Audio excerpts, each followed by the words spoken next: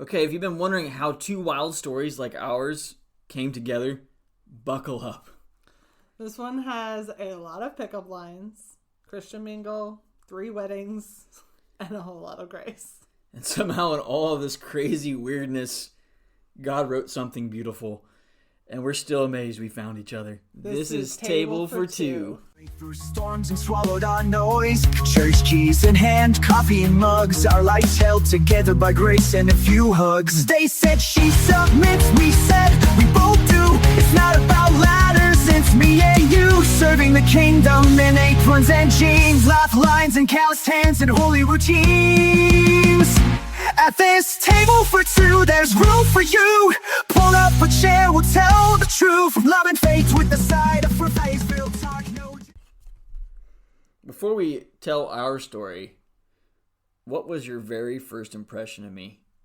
And be honest. Okay, just be honest.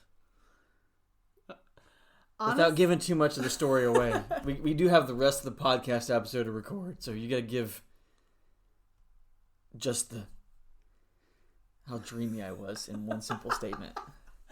I wouldn't say dreamy. But my very first impression of you, and this really has little to do with the podcast, I liked you. And the reason why is, and I'm not going to get into this because it precedes our story, was the time that we were talking and you asked for advice about your sister. You asked them, yeah. And you actually listened to me, and that kind of sold me on you already. So, well, I was dealing with a ginger at the time. My youngest sister is a ginger, and I needed advice for how to deal with a ginger from a ginger. Little did I know that I would need more advice for dealing with a ginger. But I can't get into more of this without giving any away of our story. Yeah. So, but that was really my first impression of you, was she's a ginger. I was intrigued. She's ginger. And you listened, which yes. You don't do anymore. Yes. What? What'd you say? Did you say something? That's kind of a running joke in our house. Whenever she says, you don't listen, I kind of turn into Stone Cold Steve Austin with a what? What? Until she gets annoyed and tells me to shut up. And then he'll respond with what? So now I guess we got to tell our story. Because they know my story by myself. They know your story by yourself. And all the crazy. But this podcast is called Table for Two, right? And so it's been talking like a table for one. But now we're both sitting here telling the story of how we met. Yep. So for starters, I was kind of at a place where I had already dated all the girls in my home church. Yeah. For the most part. Maybe not all of them, but most of them. And if you hadn't dated them, they were connected to your ex-wife. Yes, and so that made things a little different. And also, part of me thought, it's time to try something new. You've been fishing the same watering hole for a while. It's not really working out, so maybe you should try something different. But at the same time, too, I needed a little bit of a confidence. Because, when you go through what I went through, especially when your spouse cheats on you, there's a lot of second-guessing of self. Mm-hmm. Now, again, yes, she cheated, but I will say I was not perfect in my first marriage. There's a lot of mistakes that I made. Yeah. That if I could go back and do them again, I would do them that way. Not excusing what she did, but at the same time, too, understanding the part I played in the story.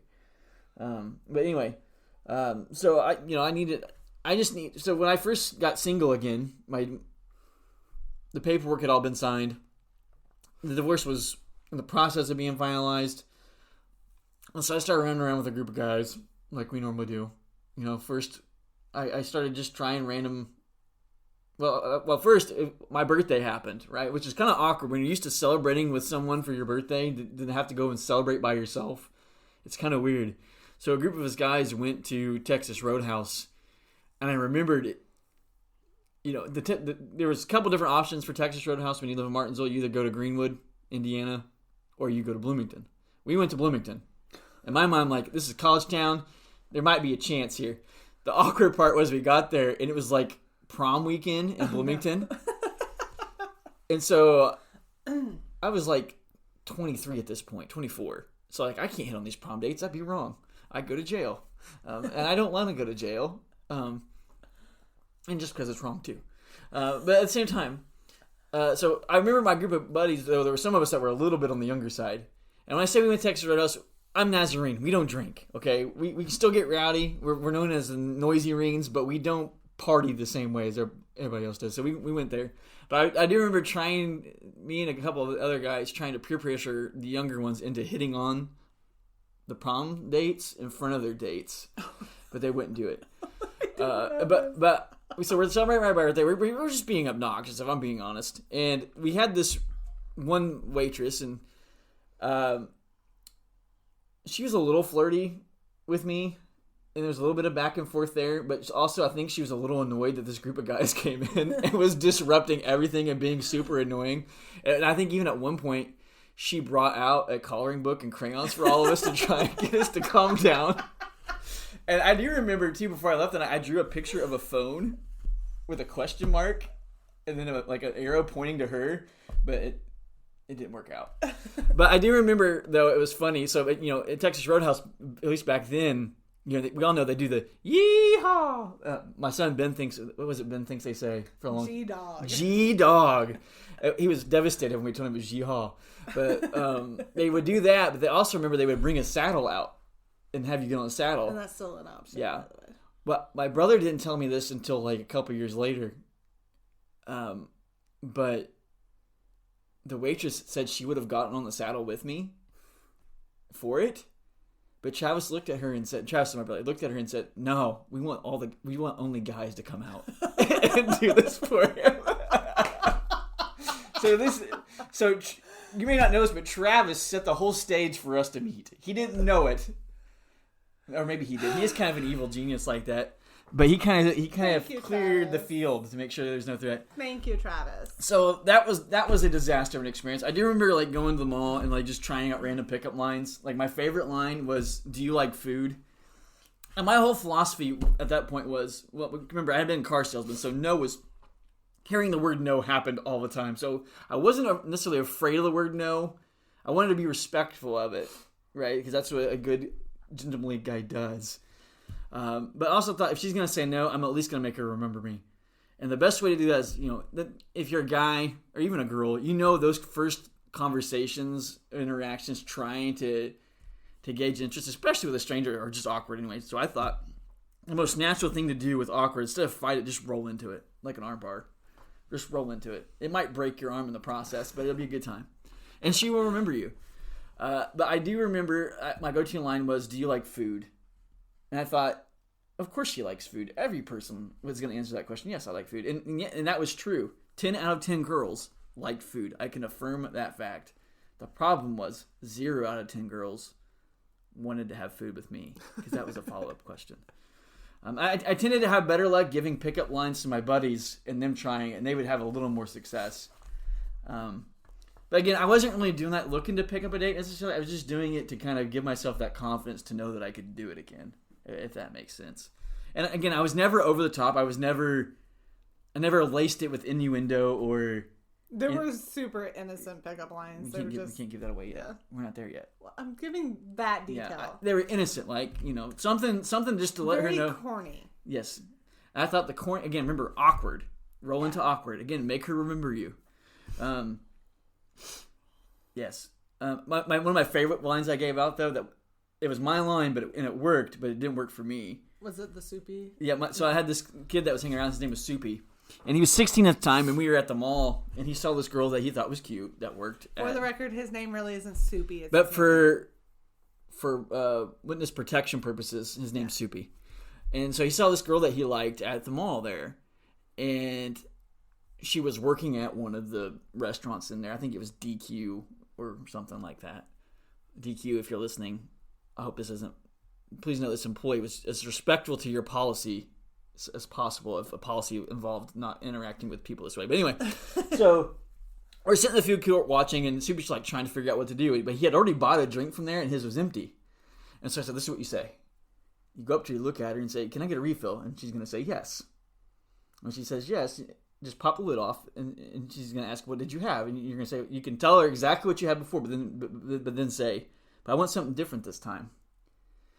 And when she says, 'Okay, what do you want?' You say, 'I want your love.'" and then she's going to laugh. And then she's either going to give you her number or she's going to walk away awkwardly. Either way, though, she's going to remember you. And so I remember we're sitting back and me and my other buddies watched Soupy. And Soupy's brave. Like, I'll give him credit. This was a bold move for Very somebody. bold. Hey, I just met you. Put your love in my cup. So Right? And so Soupy walks up to the counter and sure enough, he says it. And like I can't hear him talking. I can see him talking, but I can't hear him. But I see the moment where the line lands and the girl turns red, laughs, and puts her head down. And then I see her grab a napkin and start writing her number down. I'm like, I don't know if it was a real number or a fake number, but Soupy got the number. That was the but anyway, so I tried all that. I had tried dating, all this stuff. Well, not really. I didn't really date anybody at that point. I practiced a few things, but I also wasn't really interested in casual dating. Like, I knew that's not what I wanted. Yeah. I wasn't necessarily looking for somebody to fall in love with and get married right away. But I also was, I don't know.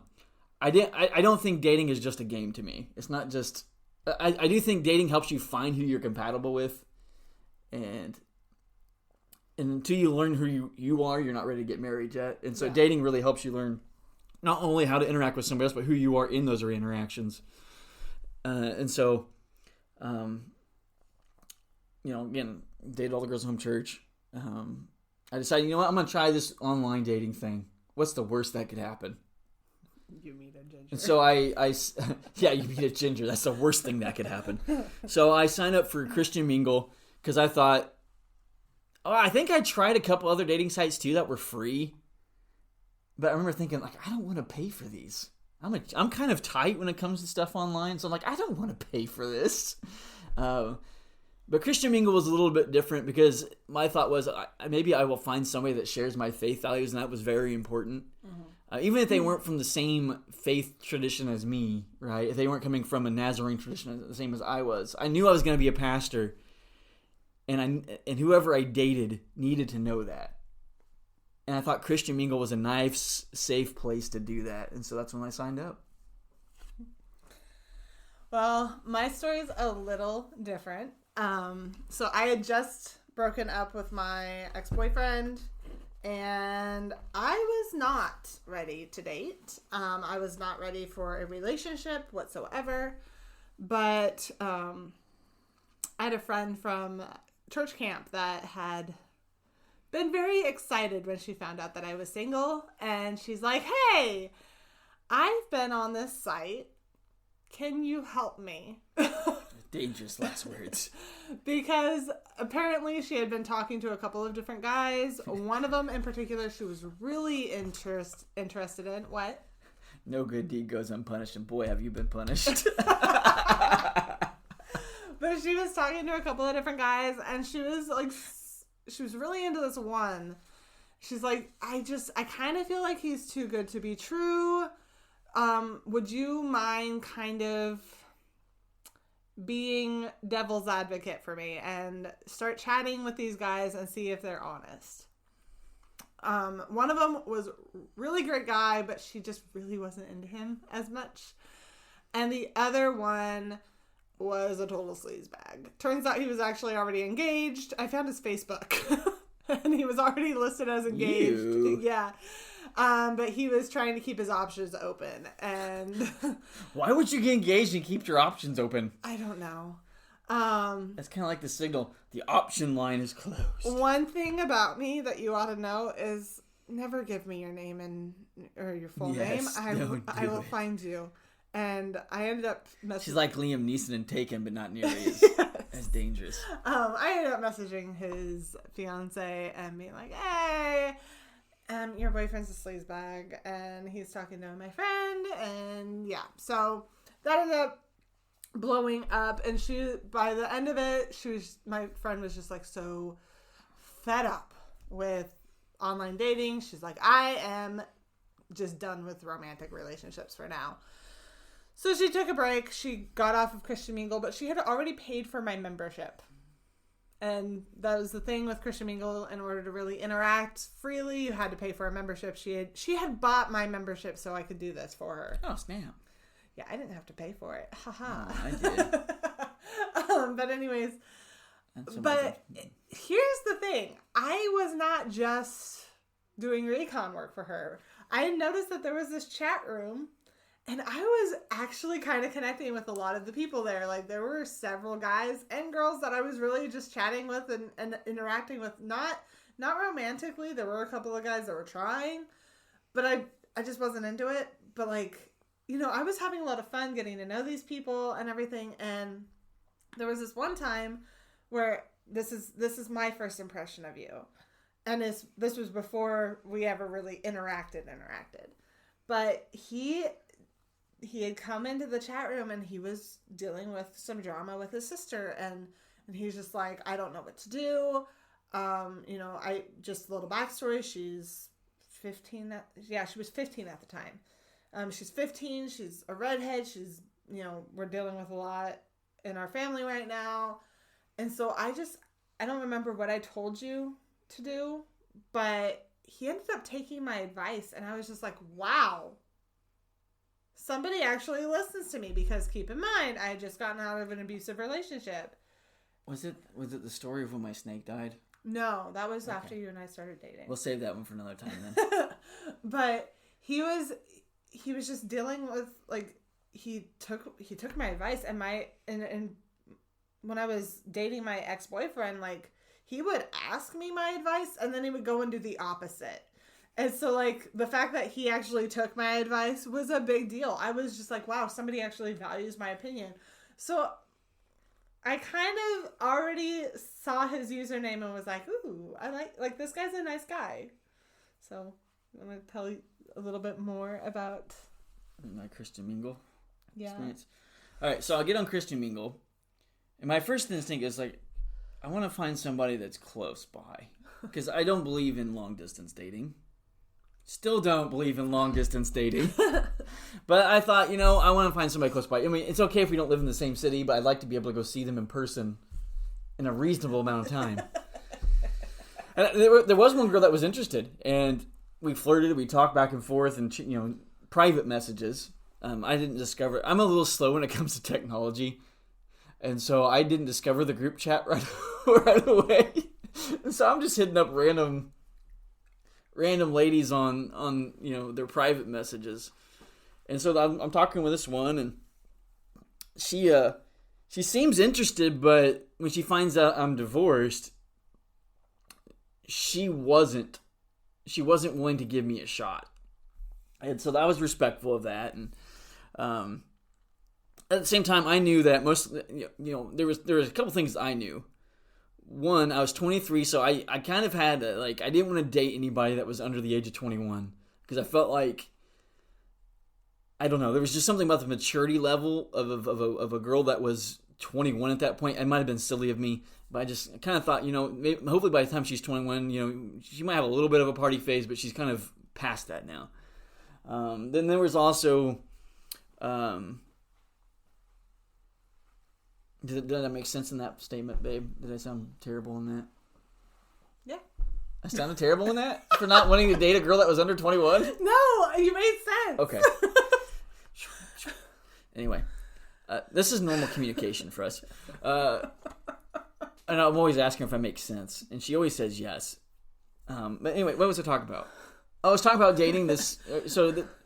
So, but I was okay, you know, I knew that, but I also was open to the fact that, you know, most likely I wasn't going to find a girl that was a virgin, right? You know, I mean, I've been married, so I couldn't expect whoever my next partner was going to be a virgin. Like, that was a long shot. And I was even had to consider the possibility, okay, she might have kids, and I need to be respectful of that too. And if she has kids, there's a good chance that the ex is still in the picture, and I need to be respectful of that too. So that all those things were weighing on my mind.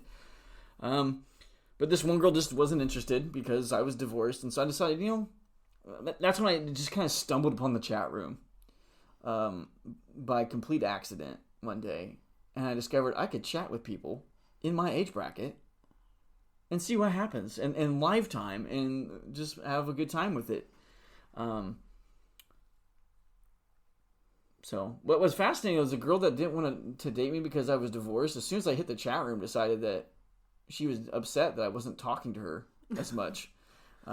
but that's okay. I was kind of the biggest flirt in the chat room. I think I would go into the chat, and again, keep in mind, I'm joking around. I'm a very playful person. And I would just randomly propose to a girl when she came into the chat room. And then I would make up this elaborate story of what our wedding was going to be like, what our life after. Like, I think one girl I had told... her Madison. Her screen name was Madison. I had told her I was going to put a Fruit Loop around her finger. Yeah, and you were going to live in a dumpster. Yeah, in Alabama. So that was our life plan. But it was nothing serious, and there's a couple other ladies that I had like similar interactions with. But Madison's the one that stands out because it went on the longest. Well, Madison and I actually were pretty good friends in the chat room too. And yeah. Should I go right into what I decided to do that day? Yeah, go ahead. Right. So one particular night, I was feeling kind of adventurous and a little bit on the crazy side. No, I hadn't drank any alcohol because I'm Nazarene. Drinking. Drunk any alcohol. I don't drink alcohol.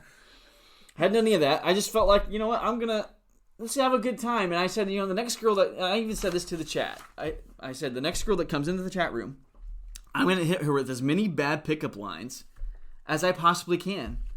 And she'll either block me, we'll laugh and have a good time, or nothing will happen. And so a girl comes to the chat room. I can't remember her screen name. She came in the chat room, and I hit her with the bad pickup line, and she immediately left.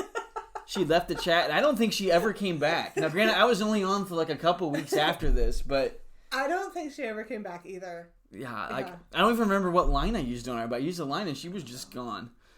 But then in comes this girl with the screen name Music, and that's kind of where the story takes off. Yeah. So... Now, keep in mind, I'm living in Colorado at the time, and again, just got out of an abusive relationship. I haven't laughed really that much in really years because, again, when you're in an abusive relationship, it's kind of miserable. I mean, you laugh a little bit, but not much. And, I don't know, I kind of found some solace in the chat room, just kind of being able to chat with people about my day, what I've been dealing with and everything. And I log in and there's this guy.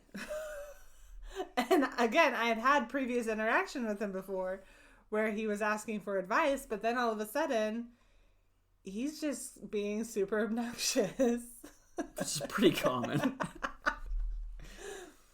And now, I'm going to go ahead and get into it. Go ahead, that's fine. I can't remember any of it other than the fact that it was just super corny.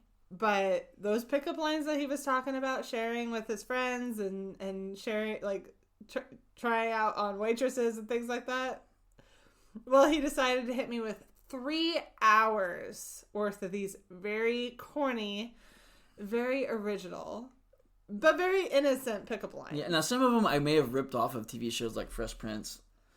Like I think I took one that says, "Were you in the military?" Yeah, because you've been marching through my mind all day. Which that was one. That was based off something Will Smith said in Fresh Prince, but I kind of altered it. Yeah. My favorite was I looked at your profile picture and saw you were a ginger, and most of you know the running joke is that gingers don't have souls. And so I took that and I said, I know you're a ginger, you don't have a soul, but I'll share mine with you. I don't think you used the obvious comeback to that, which is, I'm a ginger, I've already stole it. Honestly, you were the first one to tell me about the soulless ginger stuff. I had never heard that before. But then I told Barry about it, my boss at the time. I told him about it and he's like, you didn't know that gingers don't have souls? See, not only was I giving pickup lines, I was sharing truth that needed to be shared. Yes, he was educating me. Yes.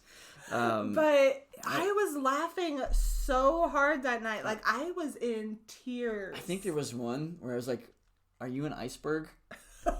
Because I'm like the Titanic and I ran into you and my heart just sank. I don't remember that one. I think that was one. That I do think it was. Yes. Something about haunting me too. And I would always begin the pickup line with music with their screen name, and then I ... and wait for her to kind of build suspicion a little bit. Because again, it's just a screen. We're just typing. This is This isn't like face-to-face interaction. This is keyboard warrioring at its finest. And then I would hit her with a pickup line and gauge her reaction. And also gauge the reaction of the admin team to see if the moderators were going to ban me for the night. Well, and the funny thing is we're pretty sure one of the people that was regularly in the chat room was a moderator, but he wouldn't like let on to it. But he actually asked me a couple of times in the midst of this, are you like, he would private message me. He's like, are you okay with this? Is he making you feel uncomfortable? We can ban him. I was like, no, I feel like I'm fine. Like, he's hilarious. I'm loving this. And then Madison was getting jealous. She was a little bit. But in a very kind and respectful way. Like, she was messaging me and she's like, oh, I wish he would flirt with me like this. She was getting super jealous. Because she actually had a thing for him. Yeah. She admitted it. That was the flaw in my game plan for the chat room. And in hindsight, too, the girl, Nicole wasn't entirely sure I was serious. Madison wasn't entirely sure I was serious. They just knew I like to have fun and have a good time. And I was serious, but I wasn't serious, I guess. You know what I mean? Yeah. I was gauging interest and gauging to see where you all were. And how we dealt with your humor. Yes, because it was only going to get worse when we're in person. Yeah, very much so. So I hit her with the 3 hours pickup lines. She didn't leave the chat. And so we started chatting over the next couple days, just on the Christian Mingle app. Christian Mingle, if you're listening, we are a success story for you. Yeah. Although I do joke that online dating doesn't work. Well, it doesn't. It doesn't. We had to get married. But anyway, so after that, too, I also knew with the Indiana National Guard, you have 2 weeks of annual training that you have to go to. Which I was going to work a kids camp as a medic for part of that, and then I had to go to my actual training. I was going to be able to have my phone, but I wasn't going to be able to be on Christian Mingle because I didn't have a smartphone yet. I had one of those like slide phones, right? This was when smartphones were still very new. I think the only smartphone on the market was the iPhone. Yeah, I could text, I could call. I had that little, I slid up and I had the little fancy keyboard. I hated that phone because it was super fragile in the end. Yeah. But so I thought, man, I gotta be able to do more than just chat on here. And so rather than just straight up ask her for a number, I took a very car sales approach to it. I just started dropping hints and little lines that, I'm gonna be gone for a couple weeks. I hate it that we're not gonna be able to talk. I just kept saying it over and over, trying to gauge her response, trying to. I wasn't because he was too afraid to admit that he had a crush on me. Yeah, and I also didn't want to ask and be rejected and not be in the conversation because I had grown to like you and I was interested, but I wasn't ready to face rejection again yet. So if I kept dropping hints and nothing came of it, it would have been you rejecting me, but without me feeling directly rejected, I guess. Yeah, but you were also dealing with a very oblivious. Yes. In hindsight, I know that. But eventually she caught on, right? She caught on. And I can't remember if I gave you my number or you. I gave you mine. I said something along the lines of, hey, I know you're going to be gone the next couple of weeks. If you want to chat, here's my number. You don't have to. How big of a debate was that for you to just openly share me? Oh my gosh. Like, I was so scared because, again, like, I was still dealing with feeling worthless and feeling like a total failure in relationships and also keep in mind, I had basically been called damaged goods. And one detail that I left out last time was when I broke up with my ex, he told my mom that I was whoring myself out. So it was one of those things where I just felt like I was just being too forward and that I was going to make this man who is going to be a pastor someday feel like I'm just some very inappropriate woman and that he's not going to want to talk to me anymore. Yeah. So, yeah, it was terrifying. But remember, I told you when I was considering Christian Mingle, one of the things I knew that on my mind was I have to be okay with her having a past. Yeah. So the damaged good things was not an issue to me. I didn't know that. She didn't know that, but that was something I had already decided. I knew I had to be okay with that because the likelihood was that was the reality I was going to deal with. But was I damaged goods? We're all damaged goods somehow. All of us. We all carry baggage from life. But my point is damaged goods implies worthlessness. No, you were not worthless. You were very valuable. And so she gives me her number, and we've been in conversation somewhere. I ask her to be my girlfriend. And we wait a couple days for it to be Facebook official. But that's also when I told you my whole story. Yeah, and I think you were nervous to tell me your whole story because of how I would react. Well, yeah, you asked me to be your girlfriend, and I was just like, first I need to tell you because I'm not gonna go through this. Mm-hmm. And yeah, I was terrified. Yeah. But I had told her too when we started dating initially too. It's like, understand, I'm gonna be a pastor, and if you're not okay with that, then this needs to end now. Because there's no turning back at this point. So that's where we began. And we dated pretty intensely up until April of the next year. Like, this was August when we got together. Mm-hmm. And then we dated till April, and that's when we got engaged. That was a fun story because, again, with her ex, Nicole had been engaged for a really long... Like, not quite as long as Pam was to Roy in The Office. No. I was only officially engaged for like a month. No, but maybe not. But because of what she had dealt with, she knew I was going to propose. I was strung along for 2 years. Yeah, she was strung along that's what it was. You were strung along for 2 years before you finally proposed. So she was still dealing with that in her mind, thinking she knew I wanted to propose. I kept saying that, but the longer I put it off, the more doubt that she had that crept in. And so she actually got to a point where she was going to break up with me if I didn't propose, right? Uh-huh. Yeah, and so I actually had the ring. And so I didn't want to tell her, and so I finally had to be like, would you just shut up? I have the ring. I'm going to propose when I come out this weekend. So keep on, when we're dating, I'm saying it's a lot of online things. I meet her in person for the first time that October. Mm-hmm. After we start dating, right? So we begin dating in August. We meet for the first time in October, which that was kind of fun because me and my buddies went on a road trip out west. And so yes, my first date was with Nicole and two of my buddies present. Oh my goodness, we need to tell them about that first date. The first date, okay. Yes. But anyway, so that first date. So first thing off too, I had told her I'm going to kiss you the first time I see you. And he told me he was going to kiss me before I even got to say hello. But I said hi first. Yeah, so she's always held that over my head. Yep. But not as much as the second. So me and my buddies, we drive out from Indiana to Colorado, which that was a whole adventure in itself. A bunch of Indiana boys, beginning of October in Indiana, it's still hot. You're wearing shorts and T-shirts. To be fair, it was 80 degrees where I was too. But man, when we hit that pass, going from Denver to the western side... It started snowing. Like I had never seen it snow before in October. We're in this front-wheel drive Oldsmobile.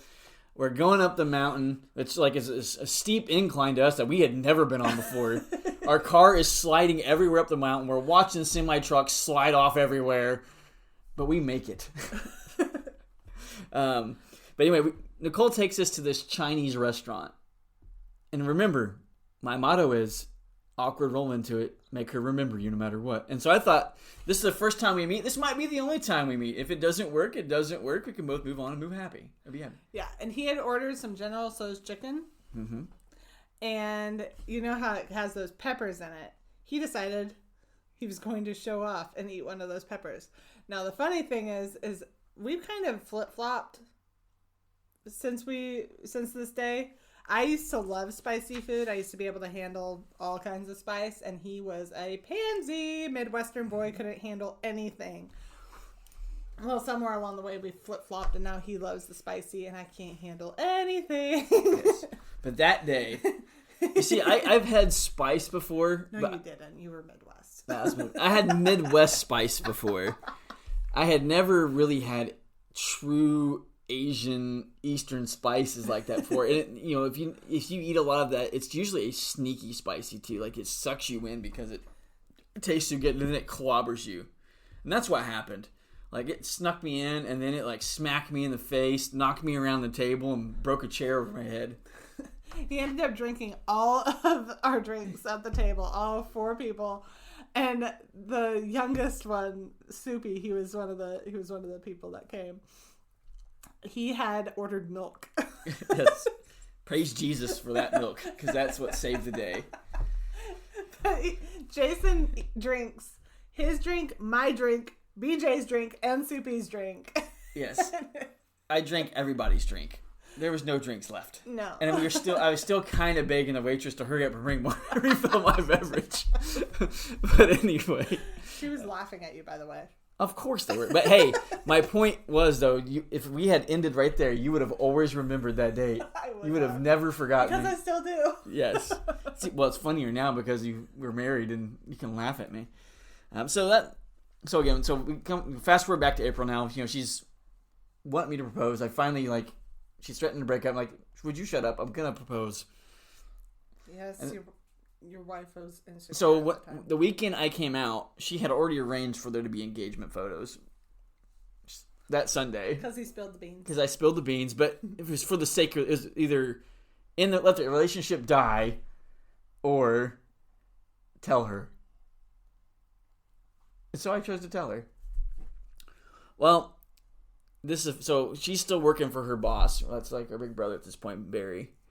And I get there. And I can't remember, he took us out to breakfast that morning. Is that what it was? Or was it lunch? We went to the Easter egg hunt with the kids, and then we were going to lunch. We were going to lunch.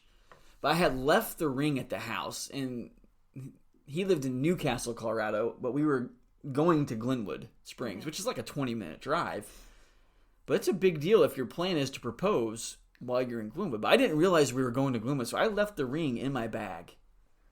And he's taking us to Glenwood. Because I thought after the Easter hunt, we were going to go home, change, rest a minute, and then go. But that was not the plan. And so I began hinting heavily that I need to go home. As strongly as a guest can imply, without spilling the beans and telling the whole story. Like, Nicole already knows I'm going to propose. The only thing I have control of is when. And I'm going to do it when we go to Glenwood for lunch. And then I think we were going to go hiking or something. And maybe I was going to propose at lunch. I don't remember exactly what. No, we were going to go hiking, and I was going to propose. You were going to go propose on Doc Holliday's trail. Yeah, that was the plan. So if you go to Glenwood Springs, there is the Doc Holliday Trail, and it leads to a graveyard. And I was going to propose to Nicole in that graveyard because the first week when we were there that October, we had went hiking there together, and that was a special moment for us. And so I wanted to propose where it happened. And actually, I had this great line that I worked up in my mind, too, that I intended to use. I think I've told it to you before, right? Yeah, it was like... So my mind was going to be, we're going to be in this graveyard. Now, what the fun part about Doc Holliday's graveyard, this is off topic, is that when you get there, there's a sign that says, Doc Holliday is buried here somewhere. We don't know where his body is, but it's here. Yeah. But I went by the shrine that was his grave that marked that his body was there somewhere. That was the plan, and I was going to get down one knee, and I was going to propose, and I was going to say, man's share of 2 things in life, death and taxes, but I'm sure of a third. That's that I love you, and I want to marry you. Will you marry me? That was my line. But I forgot the ring. And so I'm hinting to Barry as he's driving. His wife's in the car with him. His kids are in the car that Nicole's responsible for taking care of. And I'm just hinting like crazy that I need to go back to the house. And Barry is trying to figure out why. Why are you trying to go back to the house? And so finally, I don't remember what did I say? You ended up telling me, I left the ring at the house. Yeah, I told Nicole I left the ring at the house. And so I just went and I told Barry, I was just like, Jason left something really important at the house. Can we go and get it? Yeah. And so Barry handed me the keys, told me to go ahead and go get it. So I drove Jason back to the house, and I'm waiting down at the bottom of the stairs for him to get the ring. But I think he's still planning on waiting or whatever. So when he comes downstairs, I'm like, oh, I need to go grab something out of my room. So I run upstairs and I go get something out of my room, and Jason's down on his knee, which I thought he was tying his shoe. Also, this will become a theme in our relationship. So I come down the stairs. I'm like, what are you doing? Why are you still tying your shoe? And he's like, I'm not tying my shoe. I'm proposing. Get over here. And that, well, but again, like, I knew I had lost control of the situation. There was no surprise anymore. The only thing I had left control was when I popped the question. You knew it was coming. And you did surprise me. Yeah, I did. Surprised you so much you didn't even know I was proposing. But we've been married, now, and we actually, so back to the 3 weddings part. We at least tell that before we wrap up this episode, because it's starting to get the longer side of things. Yeah, but it's okay. So we had 3 weddings. So she was gonna her time in Colorado was coming to a close. Yeah. Go ahead, I'll let you tell that part.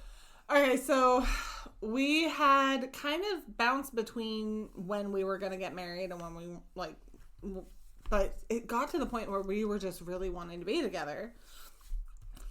The problem was because of the fact that, he's wanting to be a pastor and we're both wanting to honor God in our relationship. We're like, I can't just move out there unmarried and just like take that risk. Yeah, and financially it didn't make sense for you to rent your own place without a job. And so I was going to have to help cover that. So we may as well just live together when I move out there. And obviously we're not going to do that if we're not married. Yes. And you have to also add, her family lives in Oregon, mine lives in Indiana, and so we're trying to coordinate not just us together, but if we were going to do a big wedding, we were going to have to figure out how to get back there, and it just was not a realistic So anyway, so I ended up talking to my boss, and I was just like, hey, I know that we've been talking about like September, we've been talking about like, we've decided we're getting married July 1st, and how we ended up doing that, we're not sure, but this is what's happening. And in Colorado, they have like a weird little thing where you really don't need witnesses. You don't need an officiant. They allow you to self-officiate. Mm-hmm. And so you basically sign the paper. No, we did have to have one witness. No, the military required that we had a witness. That's right. But... so you don't really need any of that. And so we just we signed a paper and we were legally married. So we kind of just technically eloped July 1st. Yeah. So that's what we hold as our official anniversary date. Because that's what the government recognizes. But then we got the brilliant idea to still hold our ceremony in September. And notice the sarcasm and that brilliant. Yes. And so we paid all this money to fly friends out, some of her friends out to be bridesmaids. We pay to use a state park, Brown County State Park in Indiana. And everything went wrong with us, which that's typical of a wedding ceremony, but it went wrong. So first off, my brother Chaps was supposed to be my best man. He was 3 hours late. The day before the wedding, we went up to Chicago to go pick up one of my bridesmaids from college because she was going to college up there. Her phone had died. One of her professors needed her to help with another class, and she wasn't able to communicate with me. She was on one side of campus, and we were on the other, and it ended up being 3 hours that we were trying to find her on her college campus. A couple of my other bridesmaids we had to go pick up from the airport. My brother, the one that I shared about in my last episode with the choking, I had the brilliant idea of inviting him out to show him how much I forgave him. That was a disaster. We'll get into that another time. Mm-hmm. But it was just a lot, and honestly, I regret every second of it. Yeah. Like, if we could go back and not have a ceremony, we wouldn't have a ceremony. Yes. Because on top of that, the Brown County State Park lost our guest list. And tried to charge our guests to get in. Yeah, so we had guests that would come, and they just turned around because they were being charged to go in. Yeah. So again, it was a long time ago. Things happen, you know. And then it started raining, and we were outside.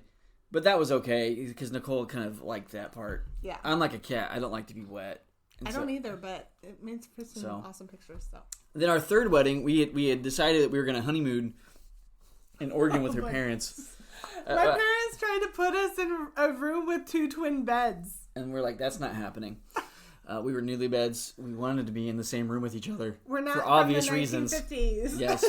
This is not the Brady Bunch before it was cool to share a bed, you know, or leave it to be. No, we were sharing a room. So we did that. So that's our 3 weddings. Her parents threw us a wedding when we were out there. So essentially, all of our families, both of our families, were involved in a wedding ceremony.